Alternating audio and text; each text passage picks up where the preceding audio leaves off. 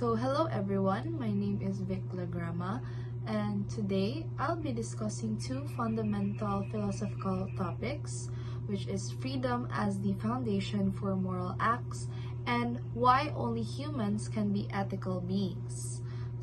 I'll address several important questions about these topics while providing clear arguments supported by philosophical research. Let's begin. For the first question, what does freedom mean to you? Well, for me, freedom represents more than simply doing whatever I want. True freedom, involves the capacity to make conscious choices guided by reason rather than being controlled by impulses or external forces. As philosopher Isaiah Berlin distinguished in his work two concepts of liberty.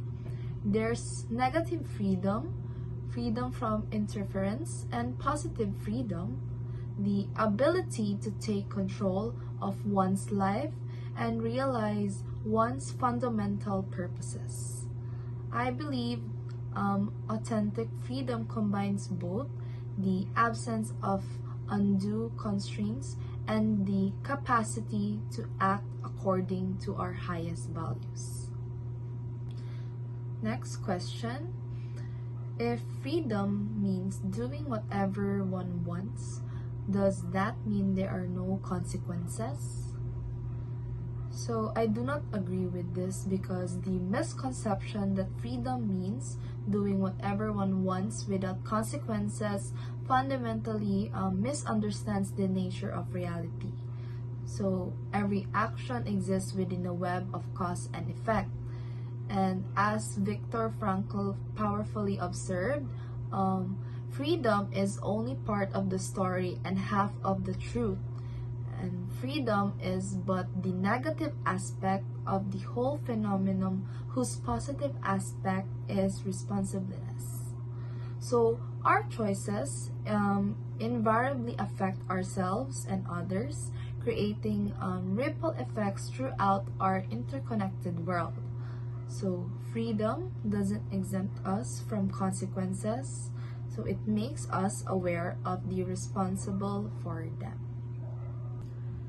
For the next question, can true freedom exist without responsibility?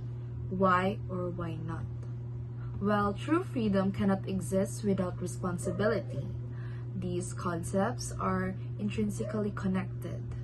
When we exercise freedom without acknowledging responsibility, we create a distorted form of liberty that ultimately undermines itself. John Paul Sartre captured this interconnection when he wrote, "Man is condemned to be free because once thrown into the world, he is responsible for everything he does."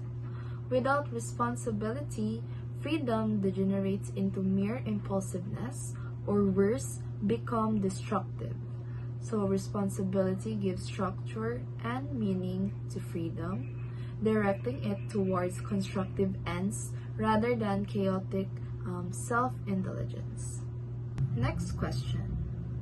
What does it mean when philosophers say that responsibility follows freedom? When philosophers say responsibility follows freedom, they mean that our capacity to make choices entails accountability for those choices. Hannah Arendt addresses this by noting, without assuming responsibility for what has been done, no action would be possible. This principle suggests that the greater our freedom, the greater our responsibility. We cannot claim the privileges of freedom while rejecting its burden. To be genuinely free means acknowledging that our choices matter and being willing to answer for their consequences. Next question. What is the difference between freedom and license? Well, freedom and license differ fundamentally. freedom operates within an ethical framework that respects others' rights and dignity, while license is unbounded self-gratification without moral constraints.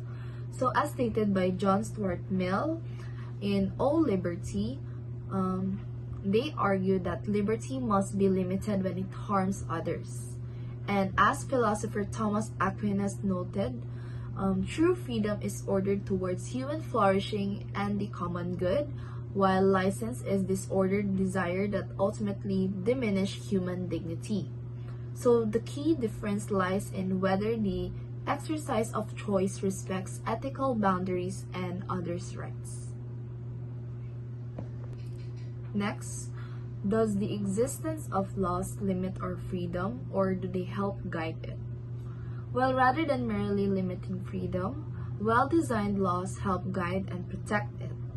So laws create conditions where everyone's freedom can coexist, as described in Rousseau's social contract theory. So they establish boundaries that prevent one person's freedom from infringing upon another's. So as Cicero stated, we are slaves of the law so that we might be free. So here, laws provide the predictable structure within which meaningful freedom can flourish. So without such structure, the strongest would dominate the weakest, and then resulting in less freedom overall. So good laws don't oppose freedom, they make its exercise possible. So next question, how does virtue enhance freedom rather than restrict it? So think of virtue as strengthening your freedom, not limiting it.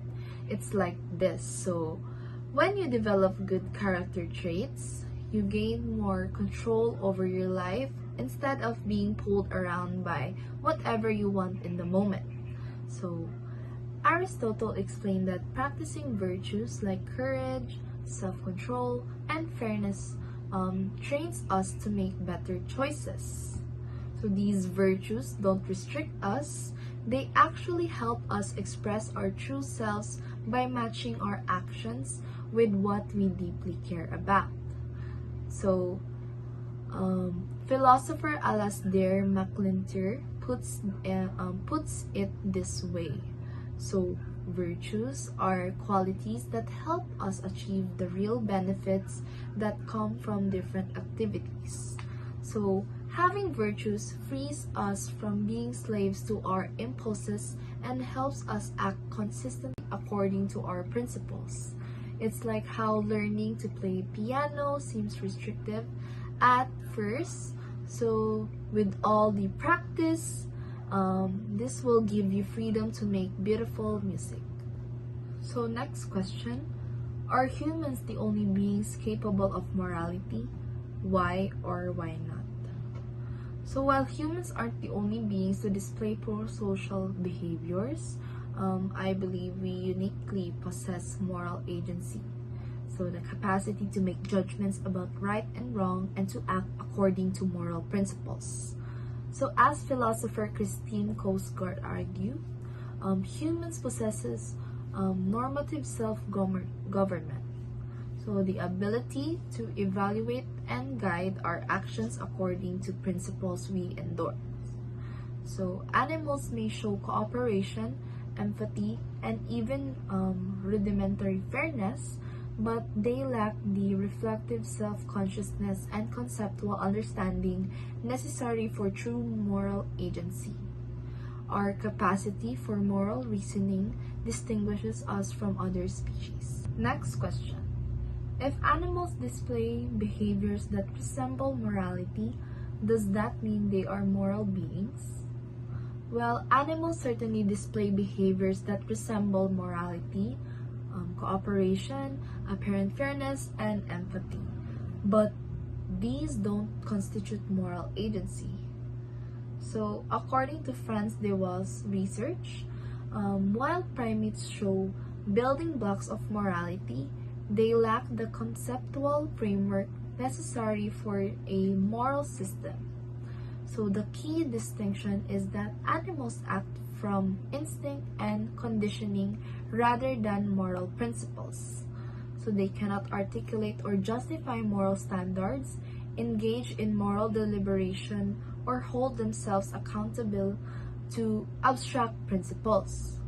So these behaviors are fascinating evolutionary precursors to human morality, but don't constitute full moral agency. So next question. What makes human morality different from instinctual animal behavior? Well, human morality differs from instinctual animal behavior in several crucial ways. So first, we can override our instincts based on moral reasoning. And then second, we develop and refine ethical systems that apply across contexts. Third, we make choices based on abstract values rather than immediate stimuli. And as philosopher Charles Taylor explained, humans are self-interpreting animals who evaluate our desires according to higher ordered values. So we possess moral imagination to consider hypothetical scenarios and universal principles. Unlike animals, we don't just respond to situations. So we reflect on what ought to be done according to principles we articulate and defend. Next, does being free mean we can do anything we want? Or does it mean we are free to do what is right? Well, being free doesn't mean we can do anything we want. Rather, it means we have the capacity to do what is right. So, as Immanuel Kant argued, genuine freedom isn't opposed to moral law, but finds its highest expression through it. So, a free will and a will under moral laws are one and the same. So, Pope John Paul II stated that freedom consists not in doing what we like, but in having the right to do what we ought. So true freedom isn't the absence of constraints, but the presence of the right constraints, those that align with our authentic nature and highest value. And for the last question, if freedom is necessary for both moral actions, how should we exercise it responsibly?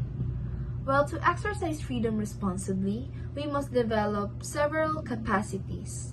So first, self-awareness, understanding our values, motivations, and biases to make choices aligned with our deeper commitments. Second, consideration of consequences, thoughtfully reflecting on how our choices affect others and ourselves over time. Third, cultivation of virtues that enable consistently good choices. So as philosopher Martha Nussbaum argues, responsible freedom requires developing capabilities that enable human flourishing. So freedom's responsible exercise means using our capacity for choice to contribute to both our own development and the common good. And in conclusion, freedom and moral responsibility. So in conclusion, freedom and moral responsibility are inseparable. True freedom isn't the absence of constraints, but the capacity to choose what aligns with our highest nature and values. This understanding of freedom carries inherent responsibility to ourselves, to others, and to the moral principles that give our choices meaning. As humans with unique moral agency, we are called to exercise our freedom wisely, guided by virtue and practical wisdom. So thank you for your time and attention today, and I hope you learned a lot.